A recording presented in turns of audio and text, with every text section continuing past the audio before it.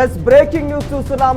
Trump మరోసారి వాణిజ్య ఒప్పందం అంటూ భారత్తో వాణిజ్య ఒప్పందం అంటూ మరో సంచలన విషయాన్ని బయటపెట్టాడు. అయితే ఏం జరుగుతుంది ట్రంప్ వ్యవహార శైలిలో అంటూ ప్రపంచవ్యాప్తంగా కూడా అందరూ ఆశ్చర్యపోతూ ఉన్నారు. ఎందుకంటే నిన్న మొన్నటి వరకు కూడా టారిఫ్లు అంటూ టారిఫ్ల కొరడా అంటూ అన్ని దేశాలపైన కొరడా విధించాడు ఇతగాడు.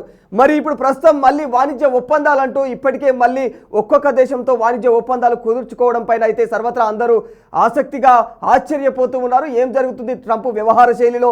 ఒక్కోసారి ఒక్కో విధంగా ప్రవర్తిస్తున్నాడంటే ఓవైపు ఏమో ప్రపంచ దేశాలను అంటే ఓవైపు ప్రపంచ దేశాలకు యుద్ధాలను అంటే వాళ్ళనే ఉసిగొల్పుతూ పక్కపక్క దేశాలను ఉసిగొల్పుతూ మరోవైపు వాటిని ఆపే ప్రయత్నం చేస్తున్నాను అంటూ దానికి శాంతి నాకు నోబెల్ ప్రైజ్ కావాలి అన్న కోణంలో మాట్లాడుతూ ఉంటాడు.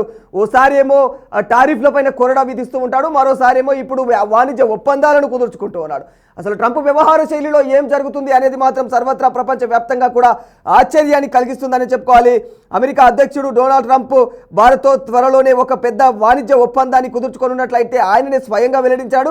ఇక వైట్ హౌస్లో జరిగినటువంటి ఒక కార్యక్రమంలో ట్రంప్ ఈ విషయాన్ని బయటకు వెల్లడించాడు. ట్రంప్ ప్రకటన ప్రకారం అయితే అమెరికా భారత్ మధ్య వాణిజ్య సంబంధాలు మరింత మెరుగుపరచడానికి ఒక కొత్త ఒప్పందం చేసుకుంటున్నామని చర్చలు జరుపుతున్నామని కూడా ఆయన తెలియజేస్తున్నాడు. అయితే ట్రంప్ ఈ ఒప్పందాన్ని బిగ్ బ్యూటిఫుల్ డీల్ అంటూ ఆయన అభివర్ణిస్తూ ఉన్నారు. ఈ బిగ్ బ్యూటిఫుల్ డీల్కి ఆయన బిల్లు కూడా ప్రకటించే అవకాశం ఉందని తెలియజేస్తున్నాడు. ఇది రెండు దేశాల మధ్య కూడా వాణిజ్య సంబంధాలను మరింత బలపరిచే అవకాశాలు ఉన్నట్లు కూడా ప్రపంచం కూడా ఆలోచిస్తూ ఉంది. ఒకవేళ ఈ ఒప్పందం కానీ కుదిరితే మాత్రం ఖచ్చితంగా మళ్ళీ అమెరికాకు భారత్కు మధ్య ఇంకా స్నేహము మళ్ళీ పెరిగే అవకాశం ఉంటుంది.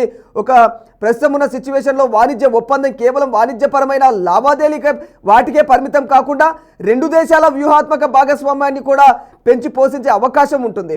ఇక ట్రంప్ మాట్లాడుతూ కూడా ఆయన భారత్ ఓ అద్భుతమైన దేశం అని, ఇరు దేశాల మధ్య కూడా ఇప్పటికే ఉన్నటువంటి సంస్కృతి సంబంధాలు కావచ్చు ఇవన్నీ కూడా గౌరవించదగ్గవి అన్న కోణంలో ఆయన పేర్కొంటూ ఉన్నారు. అయితే ఇప్పటికే ఇదే సమావేశంలో ఆయననే మాట్లాడుతూ ఇప్పటికే జరిగిన వాణిజ్య ఒప్పందం పైన కూడా ఆయన వివరణ ఇచ్చారు. అయితే చైనాతో జరిగినటువంటి వాణిజ్య చర్చల అనంతరం కూడా ఒక మెరుగైనటువంటి ఒప్పందం సంతకం చేయడం జరుగుతుందని ఆయన పేర్కొన్నారు. అయితే అది భారత్తోనే జరుగుతుంది. ఇక ట్రంప్ తన పదవీ కాలంలో అమెరికా ప్రజల కోసం ఉత్తమమైన వాణిజ్య ఒప్పందాలను కుదుర్చుకోవడమే లక్ష్యంగా పనిచేస్తున్నట్లు కూడా ఆయన తెలియజేస్తున్నారు. అయితే వాణిజ్యానికి మరిన్ని అవకాశాలు, భారత్ మార్కెట్లో అమెరికా ఉత్పత్తుల ప్రాధాన్యత ఇవన్నీ కూడా పెరిగే అవకాశం ఉన్నట్టు తెలుస్తుంది. మరోవైపు ఆధునిక సాంకేతిక పరిజ్ఞానం కావచ్చు, పెట్టుబడుల ద్వారా ఉద్యోగ అవకాశాలు కావచ్చు ఇవన్నీ పెరుగుతాయి. ఎందుకంటే ఈ యొక్క ఒప్పందం ద్వారా భారత్ అమెరికా మధ్య మాత్రం ఖచ్చితంగా ఇన్ని బెనిఫిట్లు జరిగే అవకాశం ఉంటుంది. భారత ప్రధాని నరేంద్ర మోదీ మరియు ట్రంప్ మధ్య చర్చల ఫలితంగా కూడా ఈ ఒప్పందం త్వరలోనే కార్యరూపం దాల్చే అవకాశం ఉందని కూడా అంచనా వేస్తూ ఉన్నారు నిపుణులు.